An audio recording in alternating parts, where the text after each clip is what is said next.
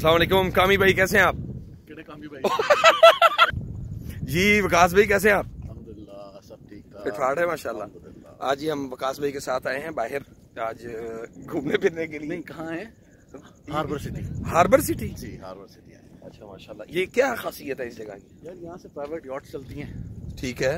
और वो साइड दिखाएं आप, एक्सक्लूसिव दुबई लोगों को दिखाएं। अच्छा ये सारा ये दुबई में है, ये डेवलप हुआ है। और इनके बीच में ना कहीं हाँ जी पाकिस्तान की वाम का लूटा हुआ पैसे का टावर है बेनजीर के नाम पे। अच्छा वो दो टावर नजर आ रहे हैं वो साथ साथ। जी जी जी वो जो थी ना बेनजीर साहबा, हाँ हाँ उनके नाम पे प्रॉपर्टी वो वाली, वो लाइट पिंक पिंक सी जो है। अच्छा हाँ ये नहीं है पाकिस्तानी अवाम का लूटा हुआ पैसा यहाँ पे भी आराम से महफूज हुआ हुआ है। महफूज हुआ हुआ है। कभी कोई आए पाकिस्तानी रह सकते हैं पाकिस्तानी फी सबीलिल्लाह